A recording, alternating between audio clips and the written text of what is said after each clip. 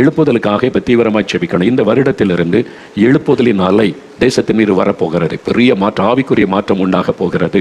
நீங்கள் எந்த தேசத்தில் இருந்தாலும் உங்களுடைய ஜெபத்துக்கான பதில் இந்த வருஷம் வருவதை பார்ப்பீங்க. முக்கியமாக தமிழ்நாடு, இந்தியா, இந்த பகுதியில் தான் அது ஆரம்பிக்கும். அந்த எழுப்புதல் திட்டத்தில் ஒவ்வொருவருக்கு பங்கு இருக்கிறது. யோவேல் 2:28 வேத வசனம் சொல்லுது, நம்ம கடைசி காலத்தில் வந்துட்டோம், ஆண்டோடைய வருகையின் காலத்தில் வந்துவிட்டோம், இனி காலம் செல்லாது என்று ஆண்டவர் பேசி இருக்கிறார்.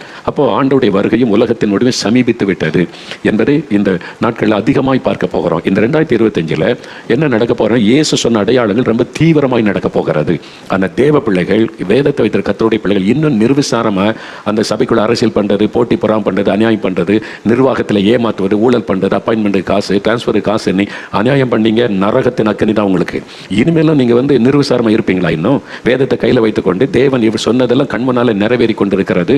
நீங்கள் பாஸ்டராக இருக்கலாம், பிஷப்பாக இருக்கலாம், போதகர், இந்த மாதிரி சுவிசேஷகனாக இருக்கலாம், யாராக இருந்தாலும் எல்லாருக்கும் தான் இந்த செய்தி. ஆண்டவர் என்ன சொல்ல, நீங்கள் நினையாத நாளிகையில் மனுஷகுமாரன் வருவார், ஆகையால் நீங்கள் ஆயத்தமாயிருங்கள்.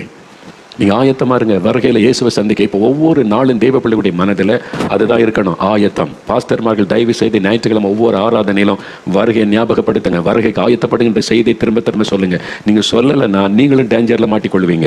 இந்த செய்தி சொல்ல தான் உங்களை அழைச்சி ஆண்டவர் வருகைக்கு சபையை ஆயத்தப்படுத்துறது தான் பாஸ்டருடைய வேலை. மனவாட்டி ஆயத்தப்படுத்தி மணவாளன் வரும்போது கொண்டு போய் நிறுத்துதான். இந்த சிந்தை இல்லாமல் நீங்கள் இருந்தீங்கன்னா உங்களுடைய நிலைமை என்ன பரிதாபம். அதனால தயவு செய்து ஊழியக்காரங்களும் அதில் கவனம் செலுத்துங்க. இயேசுடைய வருகை வாசற்படியில் வந்துட்டார், நடக்கிற சம்பவத்தை பார்த்தீங்கன்னா, அதனால அப்படி ஆவியானவர் ஊற்றப்பட்டோன்னு எழுப்புதல் ஆரம்பிச்சதுன்னு வைங்க, டக்கு டக்குன்னு உலகம் ஒரு சில மாதத்துக்குள்ள மாறிடும். ஆண்டவர் சொன்னார், மனிதனால் உருவாக்கப்பட்ட ஒரு கிருமிக்கு அவ்வளோ வல்லமை இருந்தா பரலோகத்திலிருந்து இறங்கி வர போகிற ஆவியானவருக்கு எவ்வளோ பெரிய வல்லமை இருக்கும். அவர் இறங்கி ஊற்றப்பட்டுட்டு அவ்வளோதான், சில மாதத்துக்குள்ள முழு உலகமும் ஒரு டிரான்ஸ்ஃபர்மேஷன் வந்துடும், ஒரு அசைவு வந்துடும், மாற்றம் வந்துடும், ஆவியானவர் உண்டாக்குற மாற்றம். அவ்வளோதான். அந்த ஆயத்தை வந்த உடனே செகண்ட் கமிங் இந்த ஆண்டோடைய வருகை தான். அதனால இந்த கடைசி வினாடியில் வந்துட்டோம். உங்கள் சிந்தனையெல்லாம் வருகை வருகை அதை பற்றி யோசிக்கணும், தினம் அதுக்காக ஜெபிக்கணும், வீட்டில் அதை குறித்து பேசணும், பிள்ளைகளுக்கு அதை பற்றி சொல்லணும். நீ ஆண்டோடைய வருகை சமீபம், ஆண்டு சீக்கிரம் வரப்போகிறார், இந்த செய்தியை சொல்லிக்கிட்டே இருக்கணும். ஆண்டு ஆயத்தமாக இருங்க.